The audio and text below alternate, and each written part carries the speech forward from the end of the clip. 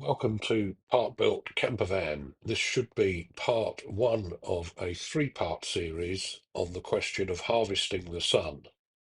This is part one, the problem. In part two, I will be suggesting a solution. The campervan has four 200-watt panels on the roof, so that's 800 watts in theory of solar power. The problem with that is that they're flat on the roof. And in actual fact, what I've done lately is taken a photograph every time I've seen the Bluetti registering a higher number of watts coming in than I've previously seen. Well, since January, on the occasions when I've managed to see it and take a photograph, the best I've seen is 444 watts. That was actually on the 9th of June, so about 10 or 12 days before the summer solstice. So about as good as it gets for the summer, although it was only 11:35, which during British summertime is about an hour and a half before the actual solar noon.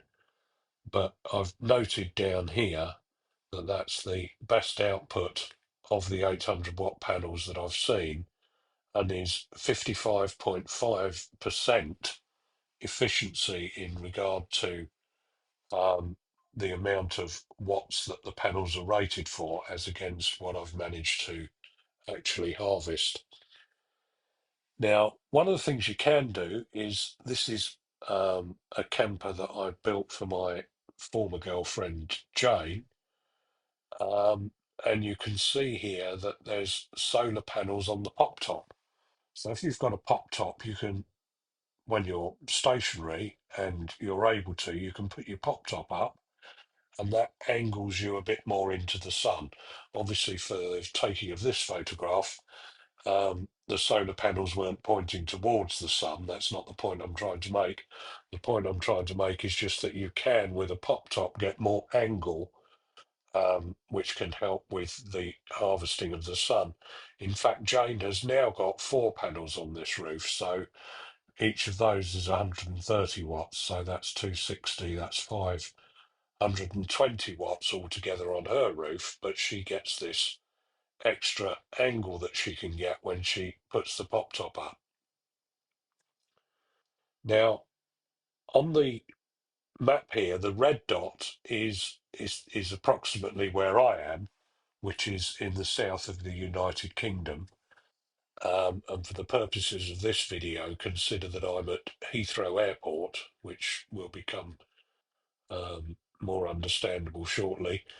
Down here, I've also marked Texas, mainly because I went there not very long ago, and I thought it was a good way of giving an example. Of course, California is further west than Texas, but is not a great deal further north.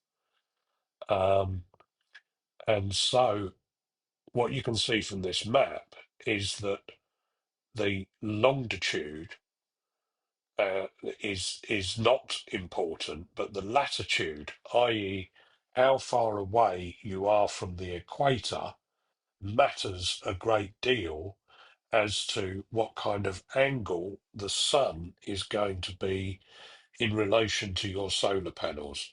Because the best way for the sun to charge your solar panels is if the sun is at an exact right angle from the face of the panel. And so if we now look to see, this is from an app that I've got on my iPhone. It's the Sun Tracker app, which you can find at that website. Now, on the left here, I actually got the wrong year. I put 2025, but it makes no difference. On both of these, I've put the 21st of June, which is essentially the middle of the summer. And this, it says Hounslow, which essentially is Heathrow, where Heathrow Airport is. Down here in this section of the app, you can see that the highest that the sun is going to get, which will be the highest it gets all year, in the United Kingdom, or at that point, that place in the United Kingdom, is 61 degrees. So, really, as I said just now, you want the panels to be 90 degrees from the sun.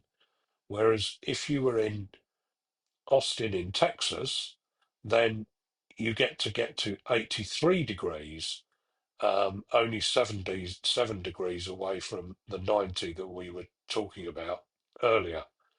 Now, curiously, the day in the UK starts at 4:45 in terms of the sunrise and ends at 9:23, whereas in Texas the sun doesn't rise till 6:31 and sets at 8:37. So we actually have a longer day than Austin in Texas does, but we don't get as good an angle of the sun at any point during the day, and even at the very peak, we're a good bit short of Texas. If we then go to, and I've picked Christmas Day for this, 25th of December, we can now see how much worse it gets for us in the UK, is that the best the sun is going to do in terms of an angle is get to 15 degrees. And not only that, our sunrise is at 8:07, and our sunset is at 3:58.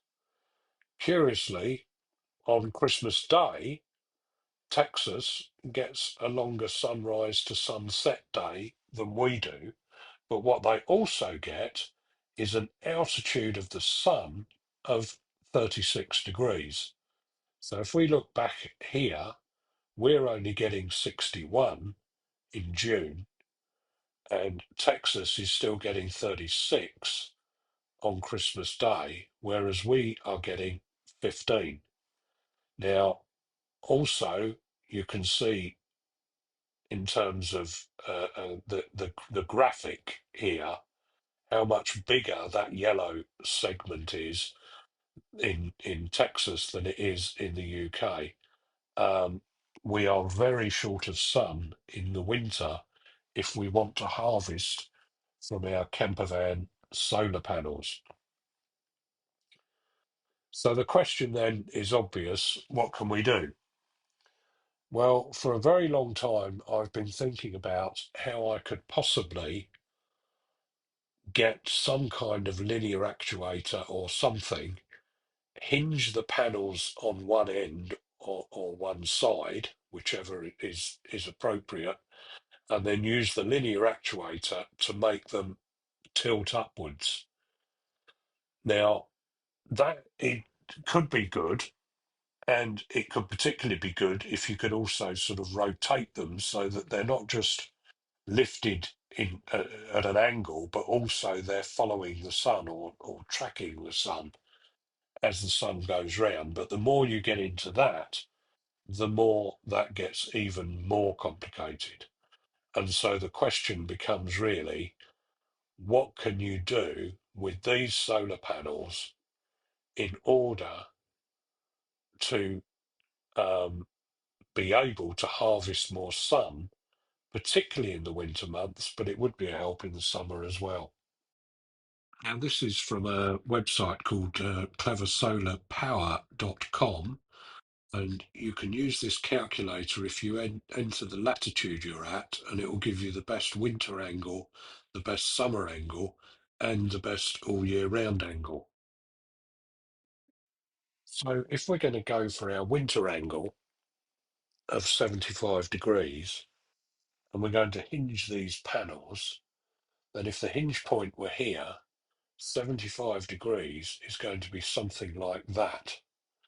If you did the same on this one, 75 degrees is also going to be something like that. And then potentially the shadow from this one is going to fall on that one in any event. And so really what you could probably only do at a practical level, if the van is going to be pointing towards the sun, that is only raise the one that's furthest from the sun so that it doesn't shade the other one. So I think I may have an answer to this problem, and that will be the subject of my next video.